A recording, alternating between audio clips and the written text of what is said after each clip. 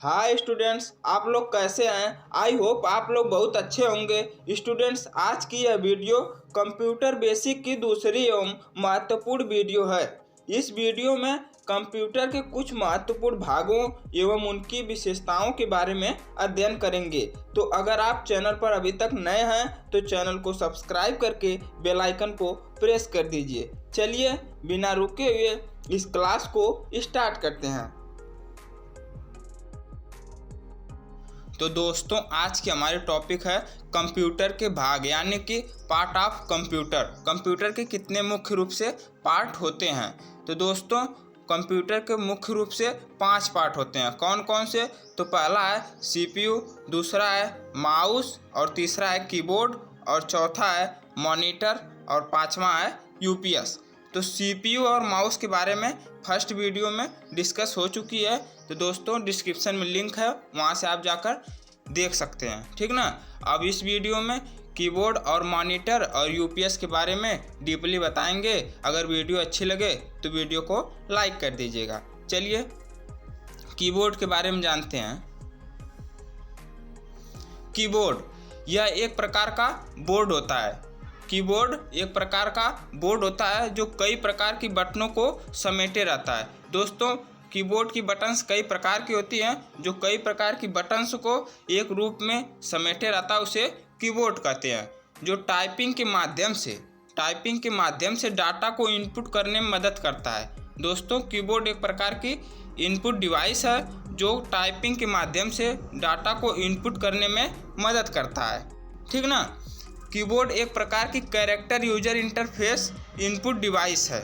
दोस्तों, कीबोर्ड एक प्रकार की CUI इनपुट डिवाइस है, ठीक ना। अगर आपसे कोई पूछता है कि एक CUI इनपुट डिवाइस का नाम बताइए तो आप डायरेक्ट बता सकते हैं कीबोर्ड एक प्रकार का character user interface input device है। अब इसकी मदद से क्या करते हैं?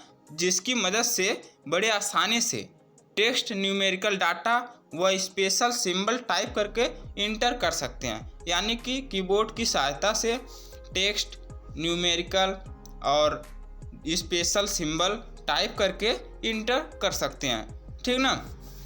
अब कीबोर्ड की बटन्स के बारे में जानते हैं।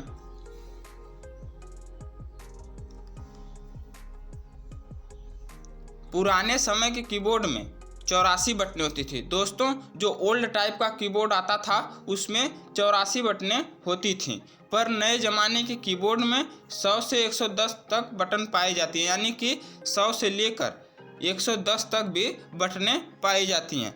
दोस्तों, नॉर्मल कीबोर्ड में 104 से लेकर 108 तक बटन पाई जाती हैं। और बटनों की संख्या दोस्तों जो होती है वह उपयोगिता के आधार पर इसकी कम और ज़्यादा हो सकती है, बटन्स की संख्या, ठीक ना।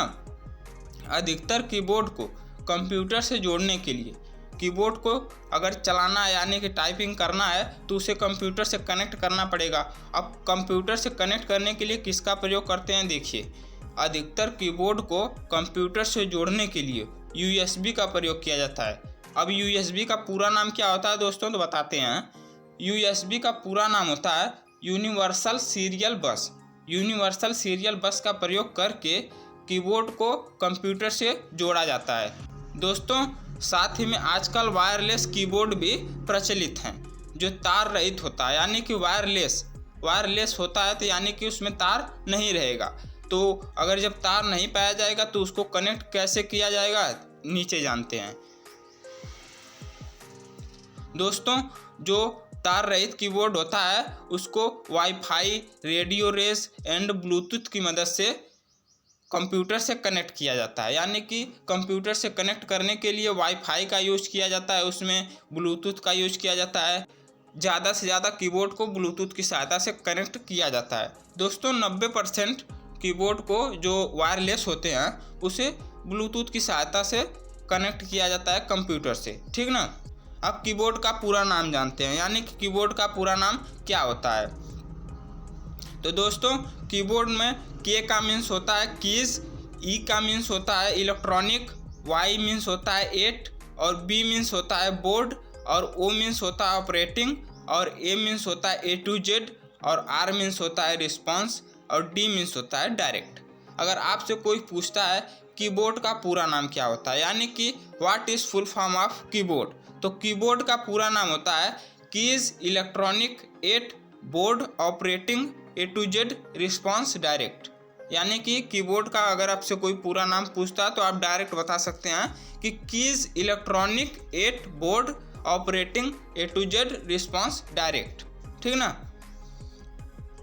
अब कीबोर्ड के कार्य के बारे में जानते हैं, यानी कि कीबोर्ड का वर्क क्या होता है।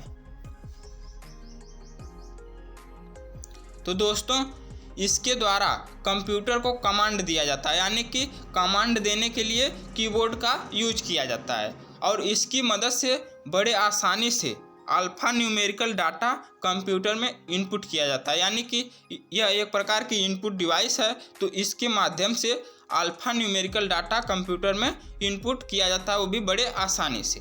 ठीक ना। इसमें बटनों का कॉम्बिनेशन करके शॉर्टकट की तैयार करके प्रयोग किया जाता है, यानी कि इसमें जो स्पेशल कीज़ होती हैं control alt enter shift any types की जो स्पेशल कीज़ होती हैं उसका कॉम्बिनेशन करके अल्फ़ाबेटिकल कीज से या अदर कीज से, तो इससे एक प्रकार की शॉर्टकट की तैयार की जाती है जिसका प्रयोग आमतौर पर किया जाता है। जैसे ये क्लिक करेंगे तो सिर्फ एक क्लिक होगा, लेकिन अगर कंट्रोल प्लस ए करेंगे तो ऑल सेलेक्ट होगा, यानी कि उसका वर्क मॉडिफाई कर देगा, जिसे मॉडिफायर की के नाम से भी जाना जाता है, नीचे बताएंगे। ठीक ना। अगर वीडियो थोड़ा सा भी इंटरेस्टिंग लगे तो इसको लाइक कर दीजिए और आप चैनल पर अगर नए हैं तो चैनल को सब्सक्राइब कर दीजिए। और इसके अलावा अगर इसके अलावा आप जानते हैं तो इसके अलावा गेम खेलना, म्यूजिकल कंट्रोल आदि कार्य किए जाते हैं कीबोर्ड की सहायता से। ठीक ना। अब कार्य के बारे में दोस्तों बात हो चुकी, अब इसके बटनों के प्रकार के जानते हैं कि कीबोर्ड के बटनों के कितने प्रकार होते हैं। ठीक ना। तो दोस्तों कीबोर्ड के मुख्य रूप से 5 प्रकार की बटन्स पाई जाती हैं। कौन कौन सी हैं? तो फर्स्ट है अल्फ़ाबेटिकल कीज़, सेकंड है न्यूमेरिकल कीज़, और थर्ड है स्पेशल कीज़, और फोर्थ है फंक्शन कीज़, और फिफ्थ है नेविगेशन कीज़। नेविगेशन कीज़ को दोस्तों कर्सर कंट्रोल की या एरो की के नाम से भी जाना जाता है। ठीक ना। अब चलिए बारी बारी से समझते हैं कि अल्फ़ाबेटिकल कीज़ किसे कहते हैं, न्यूमेरिकल कीज़ किसे कहते हैं, और स्पेशल कीज़ किसे कहते हैं, और फंक्शन कीज़ किसे कहते हैं, और नेविगेशन कीज़ किसे कहते हैं। ठीक ना। चलिए अल्फ़ाबेटिकल कीज़। अल्फ़ाबेटिकल कीज़ किसे कहते हैं? कीबोर्ड में उपस्थित वे बटनें जिसमें ए से लेकर जेड तक अक्षर अंकित होते हैं, यानी कि ए से लेकर जेड तक अक्षर अंकित होते हैं, उसे अल्फ़ाबेटिकल कुंजी या अल्फ़ाबेटिकल की कहलाती है वह। ठीक ना। अब इसके अंतर्गत कौन कौन सी की जाती हैं? तो ए टू जेड अल्फ़ाबेट आता है अल्फ़ाबेटिकल कीज़ के अंतर्गत। ठीक ना। अब चलिए देखते हैं न्यूमेरिकल कीज़ के बारे में, जिसे लॉजिकल कीज़ के नाम से भी जाना जाता है। ऐसी बटन जिसका प्रयोग नंबर या अंक टाइप करने के लिए किया जाता है, यानी कि ऐसी की जिसका प्रयोग नंबर या अंक टाइप करने के लिए किया जाता है, न्यूमेरिकल कीज़ कहलाती है। उसे क्या कहते हैं? तो न्यूमेरिकल कीज़ कहते हैं। इसके अंतर्गत क्या आता है, कौन कौन सी बटन्स आती हैं? तो इसके अंतर्गत 0 से लेकर यानी कि 0 से 9 तक, यानी कि 0 से लेकर 9 तक, और साथ ही में उसके अंक और दशमलव, फिर उसके बाद जोड़, घटाव, गुणा, भाग, ग्रेटर देन, लेस देन आदि प्रकार की कीज़ आती हैं। यह न्यूमेरिकल कीज़ यानी कि न्यूमेरिकल बटन्स होती हैं दोस्तों, जिसका प्रयोग अंकगणितीय एवं तार्किक कार्यों के लिए अधिकतर किया जाता है। दोस्तों जिस प्रकार से सीपीयू में बताया गया है एएलयू का वर्क होता है अंकगणितीय एवं तार्किक कार्यों को करने के लिए, उसी प्रकार से न्यूमेरिकल कीज़ का वर्क जो होता है वह अंकगणितीय एवं तार्किक कार्यों को करना होता है। ठीक ना। अब जानते हैं इसका थर्ड टाइप यानी कि स्पेशल कीज़ के बारे में। स्पेशल कीज़ को दोस्तों बता दिया हूँ कि मॉडिफायर कीज़ के नाम से भी जाना जाता है। स्पेशल की का अगर आपसे कोई सेकेंड नेम पूछता है तो स्पेशल कीज़ को मॉडिफायर कीज़ के नाम से भी जाना जाता है। कीबोर्ड की ऐसी बटन, स्पेशल कीज़ के अंतर्गत कीबोर्ड की ऐसी बटन जो दूसरे बटन के कार्यों को परिवर्तित करे उसे स्पेशल की या मॉडिफायर बटन कहते हैं। ठीक ना। अगर आपसे कोई पूछता है स्पेशल की के अंतर्गत कौन कौन सी बटन्स आती हैं, तो आप कह सकते हैं शिफ्ट, कंट्रोल, इंटर और एनी टाइप्स के जो स्पेशल कीज़ होती हैं इसके अंतर्गत आती हैं। इसे सेकंड नेम मॉडिफायर कीज के नाम से भी जाना जाता है। ये आप समझ गए। अब फंक्शन की बारे में बात करते हैं। फंक्शन की का दोस्तों बहुत महत्व है कंप्यूटर क्षेत्र में, तो चलिए इसके बारे में समझते हैं। फंक्शन कीज यानी कि फोर्थ नंबर हमारा है फंक्शन कीज। एक सामान्य कीबोर्ड में 12 फंक्शन की होती हैं जिसका कार्य अलग अलग होता है, यानी कि सभी फंक्शन कीज का वर्क अलग अलग होता है। कंप्यूटर कीबोर्ड में F1 से लेकर या F12 तक की बटन को फंक्शन की कहते हैं या फंक्शन की होती हैं, ठीक ना। F1 से लेकर F12 तक की जो बटन्स पाई जाती हैं उन्हें दोस्तों फंक्शन की कहते हैं। अब चलिए इसके कार्य के बारे में बताते हैं, इसका वर्क क्या होता है। दोस्तों F1 जो फंक्शन की होती है F1 का work help dialog box open करने के लिए किया जाता है। अगर आप कोई एप्लीकेशन यूज कर रहे हैं उसमें F1 क्लिक करेंगे तो उसका हेल्प डायलॉग बॉक्स ओपन हो जाएगा, ठीक ना। अब F2 का यूज क्यों करते हैं, तो F2 का दोस्तों यूज करते हैं रीनेम करने के लिए। अगर कोई फाइल या फोल्डर को रीनेम करना है तो F2 क्लिक करके रीनेम कर सकते हैं। और F3 का दोस्तों F3 का यूज किया जाता है सर्च के लिए, यानी कि कोई अगर आप डाटा ओपन किए हैं उसमें कोई सर्च करना है कुछ तो F3 करके सर्च करके उसके नेम वाइज अदर अंक वाइज आप सर्च कर सकते हैं, ठीक ना। अब Alt + F4 का दोस्तों यूज आप पहले से ही जानते होंगे कि शट डाउन के लिए किया जाता है। कंप्यूटर सिस्टम को शट डाउन करने के लिए Alt + F4 का यूज किया जाता है। और F5 का यूज कंप्यूटर को रिफ्रेश और करंट ओपन पेज को रीलोड करने के लिए किया जाता है। अगर आप कोई ब्राउज़र ओपन किए हैं और उसमें करंट पेज कोई ओपन किए हैं और उसको रिफ्रेश करना है या फिर उसको रीलोड करना है तो F5 क्लिक करके उसे रीलोड कर सकते हैं, ठीक ना। अब F6 के बारे में जानते हैं। तो दोस्तों F6 का ज़्यादा प्रयोग नहीं किया जाता है नॉर्मली, और वैसे भी इसका वॉल्यूम हाई लो करने के लिए किया जाता है, ठीक ना। अब F7 का दोस्तों अधिकतर प्रयोग स्पेलिंग चेक के लिए किया जाता है, वो भी MS वर्ड में इसका अधिकतर प्रयोग किया जाता है स्पेलिंग चेक करने के लिए, ठीक ना। अब F8 का प्रयोग करते हैं। F8 का दोस्तों सेफ मोड के लिए यूज किया जाता है F8 कीज का। फिर उसके बाद F9 refresh document in MS word में रिफ्रेश डॉक्यूमेंट करने के लिए डॉक्यूमेंट को रिफ्रेश करने के लिए F9 का यूज किया जाता है, ठीक ना। अब F10 का यूज क्यों करते हैं, तो F10 का दोस्तों यूज करते हैं इंक्रीज लैपटॉप स्क्रीन ब्राइटनेस, यानी कि लैपटॉप की स्क्रीन की ब्राइटनेस को इंक्रीज करने के लिए बढ़ाने के लिए F10 का यूज करते हैं। अब F11 का यूज कहाँ करते हैं, तो दोस्तों किसी ब्राउज़र को फुल स्क्रीन मोड में करने के लिए, कोई भी ब्राउज़र हो उसे फुल स्क्रीन मोड में करने के लिए F11 का यूज किया जाता है। और F12 का यूज सेव एज करने के लिए किया जाता है। अगर कोई फाइल पहले से सेव है उसमें कुछ एडिट करके उसे दोबारा सेव करना चाहते हैं तो F12 से उसको सेव एज कर सकते हैं, ठीक ना दोस्तों। अब F1 से लेकर F12 तक की आप सारी कीज़ को नोट कर लीजिए और यह एक प्रकार की शुद्ध नोट प्राप्त होगी आपको। और अगर वीडियो अच्छी लगे तो वीडियो को लाइक कर दीजिए। चलिए अब नेविगेशन कीज के बारे में बात करते हैं। नेविगेशन कीज को दोस्तों कर्सर कंट्रोल कीज के नाम से भी जाना जाता है और एरो के नाम से भी जाना जाता है। यह कंप्यूटर कीबोर्ड की वह कुंजी है, नेविगेशन कुंजी कंप्यूटर कीबोर्ड की वह कुंजी है जिसका प्रयोग स्क्रीन पर कर्सर इधर उधर घुमाने के लिए किया जाता है। यानी कि जिस प्रकार से माउस का प्रयोग कर्सर को इधर उधर घुमाने के लिए किया जाता है, ठीक उसी प्रकार से नेविगेशन कीज का प्रयोग कर्सर को इधर उधर स्क्रीन पर घुमाने के लिए किया जाता है। इसके अंतर्गत कौन कौन सी कीज आती हैं दोस्तों, तो इसके अंतर्गत 4 एरो बटन्स आती हैं, पेज अप आता है, पेज डाउन आता है, फिर होम की आती है, फिर उसके बाद एंड की भी इसमें शामिल है, ठीक ना दोस्तों। तो आपको कंप्यूटर के बारे में जो कीबोर्ड था, कीबोर्ड का जो कार्य था उसके बारे में डिस्कस हो चुकी। कीबोर्ड कितने प्रकार का होता है, कीबोर्ड की कितनी बटन्स होती हैं, बटन्स का क्या यूज होता है, सभी के बारे में बात हो चुकी। तो अब सेकंड हमारा टॉपिक है मॉनिटर के बारे में जानते हैं। दोस्तों हमारा आज का टॉपिक है, यह सेकंड जो टॉपिक है मॉनिटर है। मॉनिटर एक महत्वपूर्ण आउटपुट डिवाइस है। मॉनिटर एक महत्वपूर्ण आउटपुट डिवाइस है जिसका प्रयोग सीपीयू द्वारा प्राप्त डाटा को मॉनिटर के माध्यम से देखा जा सकता है। यानी कि मॉनिटर की सहायता से सीपीयू द्वारा प्राप्त आउटपुट को स्क्रीन पर देखा जा सकता है। और मॉनिटर को वीडियो के नाम से भी जाना जाता है। अगर आपसे कोई पूछता है वीडियो का सेकंड नेम बताइए, तो आप बता सकते हैं कि मॉनिटर को वीडियो के नाम से जाना जाता है या वीडियो को मॉनिटर कहते हैं, ठीक ना। अब वीडियो कहते हैं तो वीडियो का पूरा नाम क्या होता है?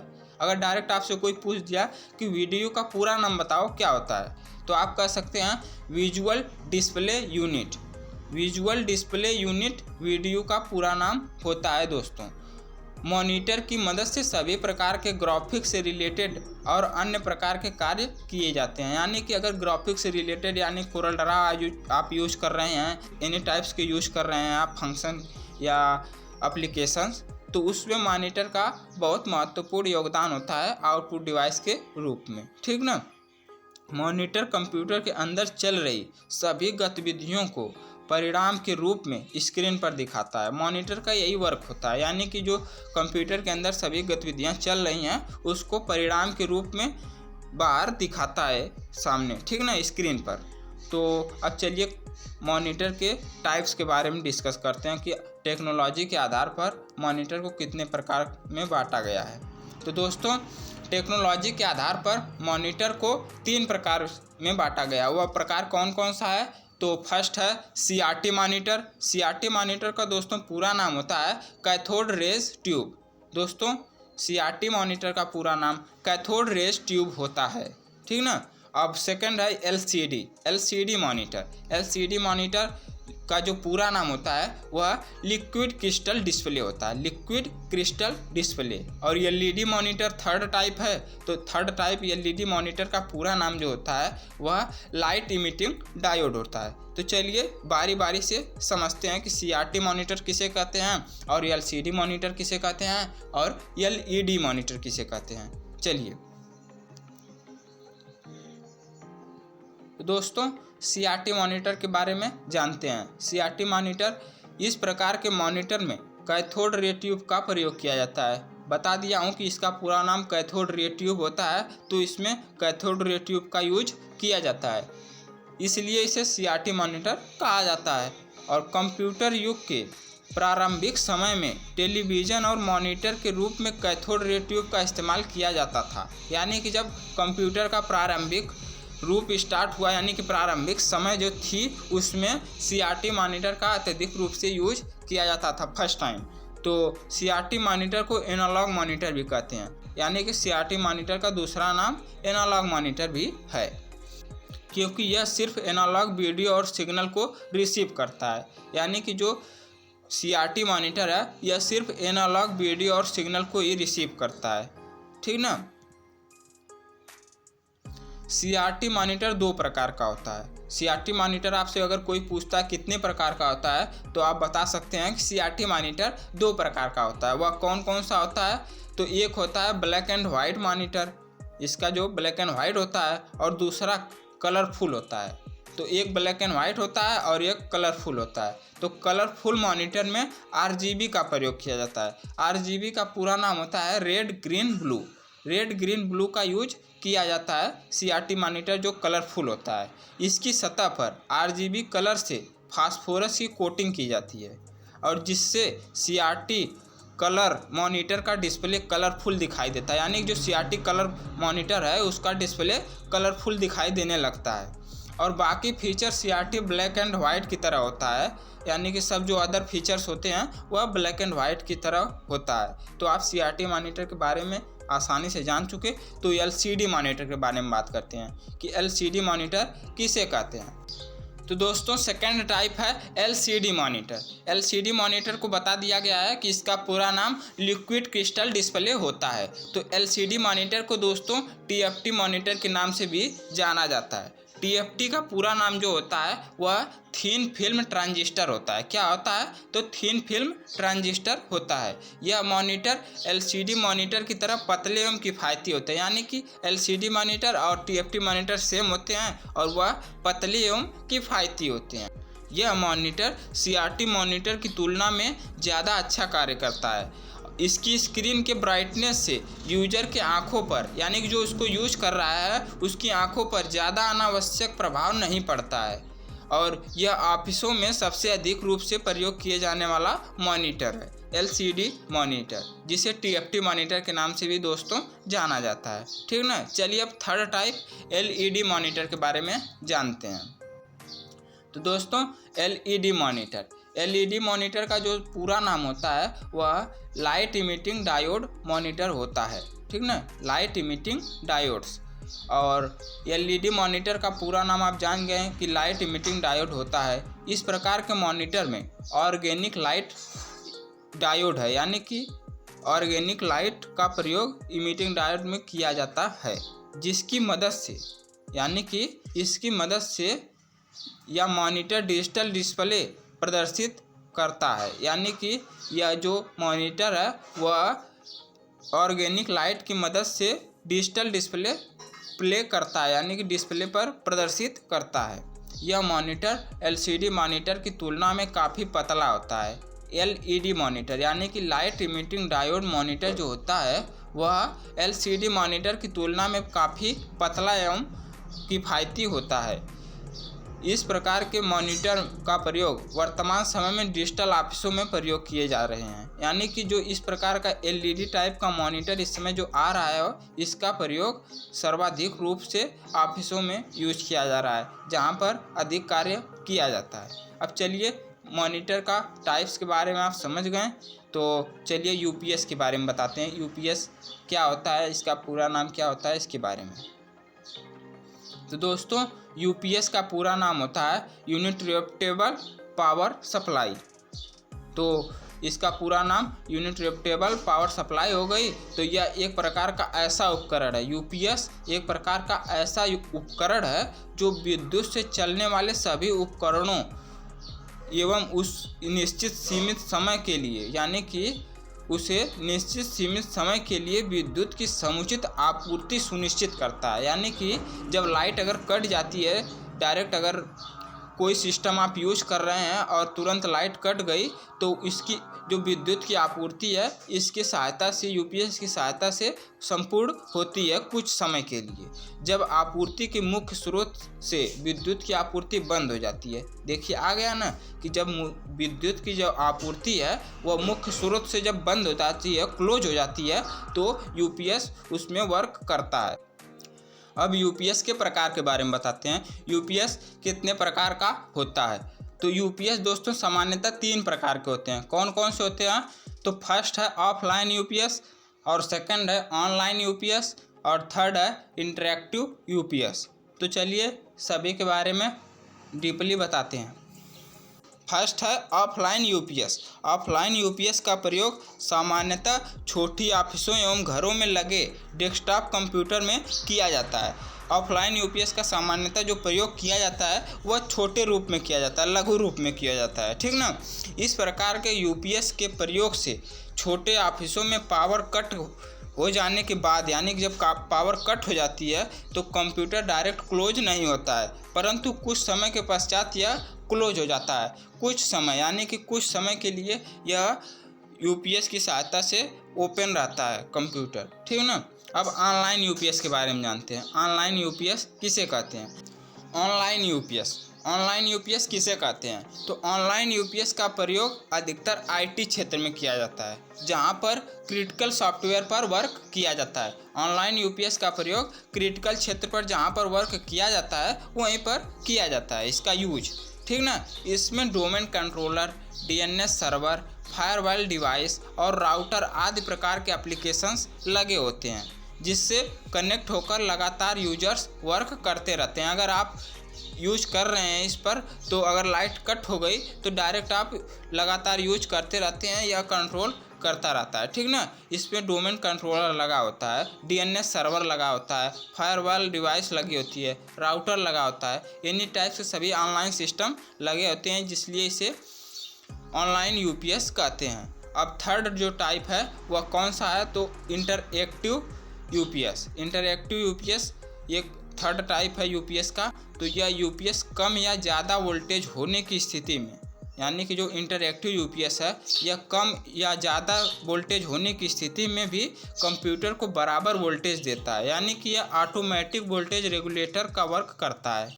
इसके साथ साथ इसमें लगी हुई बैटरी की जीवन क्षमता को भी संरक्षित करता है इंटरएक्टिव यूपीएस। इस प्रकार के यूपीएस का प्रयोग बेहतर है जहां पर महत्वपूर्ण उपकरणों को सुरक्षा प्रदान करना होता है, यानी कि इंटरएक्टिव यूपीएस का प्रयोग वहां पर करना अनिवार्य या अधिक सुरक्षाजनक है जहां पर अधिक तौर पर महत्वपूर्ण उपकरण का प्रयोग किया जाता है, ठीक ना। अब यूपीएस के बारे में आप जान गए, यूपीएस के प्रकार कौन कौन से होता है, वह प्रकार की परिभाषा कौन कौन सी होती है। तो जो अदर टॉपिक बची है कंप्यूटर से रिलेटेड सभी जो हैं फुल फॉर्म्स और अदर में जो उसका बेसिक से जो क्वेश्चंस है वह अगली वीडियो में बताया जाएगा। Preparation of all important questions related to computer basic in the next video, ठीक ना दोस्तों।